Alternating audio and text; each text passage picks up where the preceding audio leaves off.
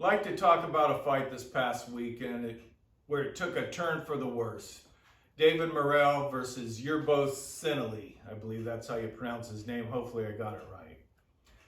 And before we get going, I'm done with these boxing YouTubers who are claiming they were yelling at the TV in the 6th round to stop the fight. They're just trying to look good for their audience. It's bullshit. They weren't screaming at their TV in the 6th round. The only round they gave to this guy on the show was the 5th round, so he wasn't doing that bad at that point, is what I'm getting at. And if anybody knows stopping a fight, it's me. The Wilder 2 against Fury, I think I didn't have a channel back then, so I was on Facebook with my buddies and we're watching the fights going back and forth. I was saying they ought to stop this fight. I believe after the 4th round I said that. And so on and so forth with other fights. I'm like 3 rounds ahead stopping fights before they stop them. In fact, I overmatched one of my fighters in a 6th round fight. And I stopped it after the 5th round. And he wasn't doing bad. He wasn't winning any rounds. It wasn't going to change. In fact, the matchmaker asked me right after him, as I'm walking back, why did you stop the fight? I said, this wasn't going to change. But anyway, so there's nobody that gets in there and wants to stop a fight. And it's funny, a month ago I made a video boxing trainer. You guys might have seen it, but here's a little excerpt from that. Being a trainer, you got to watch out for your fighter. I've seen fights go on where they should have thrown the towel in. The referee lets it go on too long. You got to. So now that we got that out of the way, let's get into the fight. All right, what started this off was a straight left from Morrell, his power hand.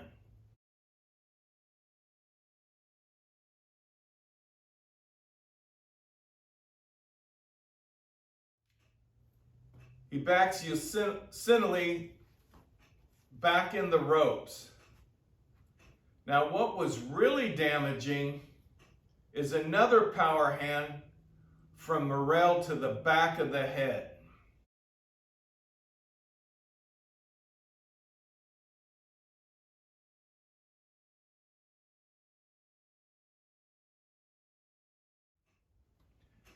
And before we go any further, I don't know how many fights I watched over the year. I call my buddy up, Ed, and we go, did you see the referee? He didn't say anything about the blows behind the head. And I'm not getting on weeks right now for that blow on the head, and we'll get to that in a minute.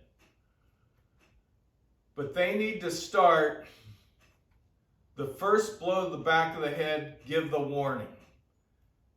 Give the second warning, and then a penalty. They need to get on this a lot better so fighters don't take that. And I'm not after Morrell, the heat of the moment when somebody's given the back of the head like Wilder does all the time, or he used to. Hopefully he's got that solved.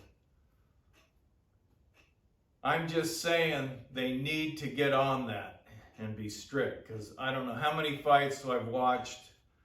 Back of the head, back of the head. The referee doesn't do anything. Back of the head, back of the head. All right, that started it off.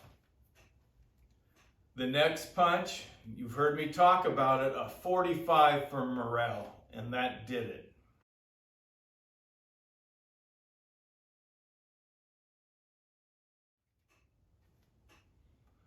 So it was the back of the head, the 45. Can you get 2 more devastating punches than that? I don't think so. Now, in defense of Tony Weeks a little bit, you can see he's kind of standing out normal. And first off, after that first left that started it with Morrell that knocked Yerbossynuly in the ropes, Yerbossynuly slips a straight left, I believe. So he still had his senses a little bit about him. But then when you see a fighter, and when he got hit 2 times, this is almost giving up, a sign that you should recognize with your fighter. And I've seen it with Joe Frazier when Ali was really getting him in the Thrilla in Manila. You know, and thank God Eddie Funch called that fight. But each time, he's kind of like this, defenseless.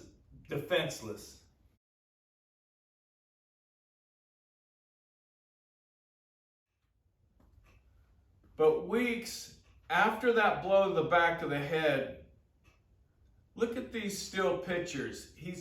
You can see he's coming in. Even this hand's up, starting to come up like he's rushing toward the fighter, but it was too late. I mean, this stuff happens in seconds. That's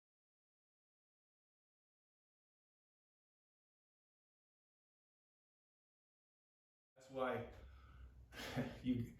you shouldn't be mad when these referees call a fight.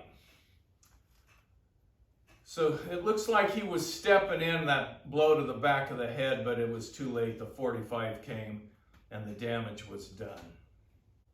And Yerbossynuly is still hanging in there. They had to go in, relieve the pressure on the brain, bleeding of the brain, induced coma at the present time, as far as I know.